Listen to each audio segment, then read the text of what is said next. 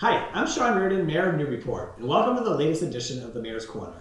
A little chilly out there today, but the sun's out. It's actually a beautiful day, so hopefully in the next couple weeks here we'll get the temperature change because we desperately need it. I'm going to start out with a little bit of the sad news.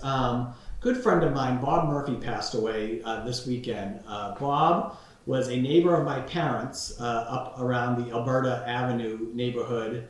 But Bob was a Newburyporter through and through. Graduated NHS class of 1955, served his country in the armed forces, came back to Newburyport, worked for Owens, Illinois, which is where Mark Ritchie and Riverwalk and Metro Rock are right now. But when it was Owens, Illinois, he worked there for over 30 years, retired, and then he just decided to give back as much as possible to the community.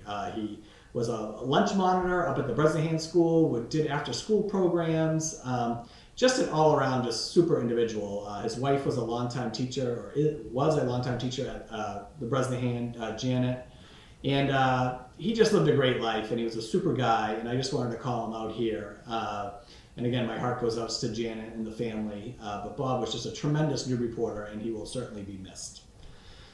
So this was a pretty big week in Newburyport. Monday night was one of the biggest and longest city council meetings we've ever had. Almost 5 hours in total, which is just crazy to think about. I think we're starting to see what this new city council schedule is going to happen. You know, these times where there's a month between meetings and only one meeting a month. Doesn't happen all the time, but there are a number of months that there's only one meeting. You're going to have all these things converging on meetings sometimes, and we're going to have some really long ones. So again, on almost a 5-hour meeting, big things that came up in that meeting. Oh, actually, no, before I get to the city council meeting, I went right to it. It's also a big week because I just want to tell you a couple of the other things I did on Monday, and then I'll get back into the meat of the city council meeting. But we had the Bresnahan and Moline Readathon took place this past month, and then it ends with a big parade, a parade happening at both schools. Okay, so the Newburyport PTO puts this on, wonderful organization. They do this every year, and I love to be a part of it, right? So I did a little video for them to kick it off, and it gets the kids all fired up to read. And then at the end of it, we do this fun parade where they get to dress up in a character from a book, which is, it's really fun. So I get to go and I kind of lead the parade, and I get to see what all the kids do. In the lower grades, like pre-K and K, up to Word 1, the whole class will do a book, right? So it's Pete the Cat or Hungry Caterpillar or whatnot, and the whole class dresses up as that character in the book, and they all do like these crafts to go along with it. So it's really cool. I haven't done a post yet, but I'm going to do another post, but I just want to give a huge shout out for a very successful readathon by the Newburyport PTO. A job well done. Next, we came back here to City Hall on Monday, and I raised the flag. We had a flag raising and a proclamation for Transgender Day of Visibility. We had about 50 people show up here on kind of a rainy Monday for this. And this is the second year in a row that we've done this. And what I like to tell people, it's such an easy thing to do. I love the proclamations and I love the flag raising. This in particular this year, I felt a little different.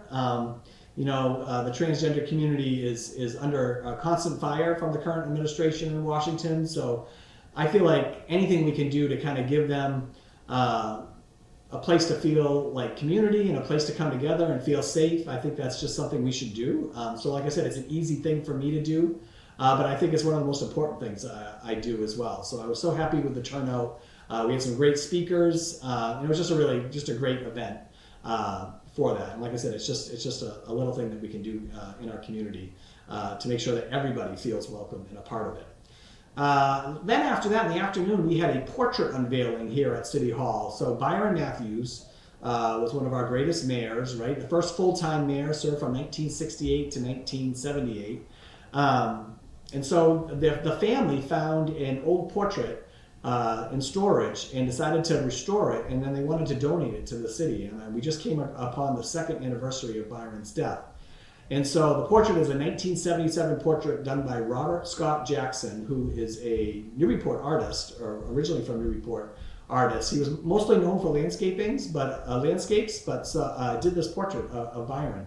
And so they donated it. We put it upstairs. It's a really big portrait, and we hung it right next to the finance office upstairs. So we found a good spot for it. We had a nice little ceremony to unveil it. His son John was here. His wife Helen was here. Helen was a longtime secretary at the Belleville School, now Bresnahan. So I know Helen really well. She worked with my dad for years. So it was just a really nice, fairly quick event that just felt good. It was nice to honor Byron again. I think he is the only mayor that now has 2 portraits hanging here at City Hall. The other being our very first mayor, Caleb Cushing. So that was that. So again, it was already a very busy Monday, and then we got to City Council, and then they had a 5-hour meeting. One of the biggest things to come out of that meeting was the rec center vote, right? So this is the rec center at 59 Low Street. This is something we've been working on since I took office. It was actually been working on for years before that, but this specific project happened when I got into office, right? We were able to purchase the building on Low Street, and then since then, we've been kind of doing this dance with the City Council, moving this project forward. The City Council has approved it moving forward through all these iterations between zoning and allocating the funds to go towards the design. We get all the way to the end of construction document phase, and then we go out to bid, and then on February 14th we opened the bid and wanted to award the lowest bidder, which was LD Russo out of Harvard, Mass. So that's where we were, and then now we have to figure out a way to pay for it, right? Again, there's going to be a whole lot of time I'm going to be able to talk about it in the community about why I think this project's important. But what was important about the meeting at the City Council on Monday night is that they approved a debt exclusion vote. All right, what isn't easy, all right? We have to put an election together similar to what we went through with the special election with Whittier last year. But we're going to have a special election here in the city on Tuesday, May 13th. All right, so it's just around the corner, right? So there's a lot of time. There's not a lot of time, but we're going to take every bit of that time and get the right information out to the public so that people can make an informed vote. I'm a big fan of the project. I think this project will be a source of pride in the community that will help generations of Newburyporters of all ages. But that's where we are. So I applaud the City Council after a lot of debate. We had over 50 people come for public comment, 45 minutes of public comment. In favor of the project. There was one lone soul that came to speak against the project. So we had a lot of support there, and it was really great. And after a lot of debate by the council, they decided to move forward with this. So again, more info to come. I'll probably be talking about this mostly on my campaign page from going forward. But again, really happy that the City Council was able to move forward this. And then now it's going to be up to the voters, and that's all we wanted. We wanted this to be about the residents making the decision about this investment that we want to make in our community. So that was the rec center. Another big thing that happened Monday night was the Brown School.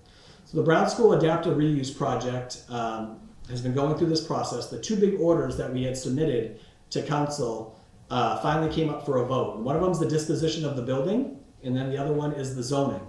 And they were able to pass both of them. And I can't tell you how happy I am about this. Brown School was one of those projects that was long overdue. That building's been sitting there now for a long time. Hasn't been used as a school since 2014. And then the rec center, the youth services had used it up until October of 2021. So since then, it's just been sitting there, right? And it's great that we're going to be able to do something positive with this old building. Again, 29 deeply affordable units. We've got a wonderful developer in Zeta Insight, and it's just great that the council was able to get on board with this project. I think it was almost unanimous to move this forward. And again, they approved the zoning to account for the 29 units there, and they also approved the disposition of the building. So now Zeta can go out there and do what they need to do to move this project forward as far as making sure their funding's in place, making sure their planning is in place. We'll go ahead and move with the demolition of the gym, and that will happen this fall. So again, all positive, and just again, what a great night to have that get done. And I know Councilor Shan mentioned that after they voted, like, hey, we just voted on the Brown School project. So again, it was a long time coming for the City Council as well. So again, great to move that forward. Lastly, I'll just bring this up. There was a lot of other things that happened in this meeting, and you should go check it out if you want to check out all that happened in that 5 hours. But one of the things that was approved was the firefighters contract. And I only bring it up because we're now adding a different layer of leadership at the fire department. We have a chief, we have a deputy, and we have 4 lieutenants. Now we're going to add a layer above lieutenants called captains. And the reason why we're doing this, we have a brand new fire station, but we don't have an officer on duty that oversees our station 2, our West End Fire Station, right? And that's been a long time coming. I think they said we were the only station fire department in the state to have this difficulty. So what we did was we would give stipends or increased pay to shift leaders there. So instead of doing that, which had been past practice, we've added this other layer of leadership. And I think it's long overdue. So I'm happy the fire department's been asking for this for a long time. Right now we're able to have that clear line of, chief, deputy, captains, lieutenants, and then then regular firefighters and dispatchers. So we were happy we got that done as well. We're still working on the budget. Again, the budget will be submitted into the May 12th packet. That's a Monday. The City Council will vote on this budget on April 20, on their budget. I'm sorry, strike that. City Council will receive the budget on May 12th, on a Monday. The school committee will vote on their budget on Tuesday, April 29th. Okay, they've made a lot of great gains, great progress with their budget. Again, I've kind of given each department kind of strict orders this year. We're trying to be lean and mean this year.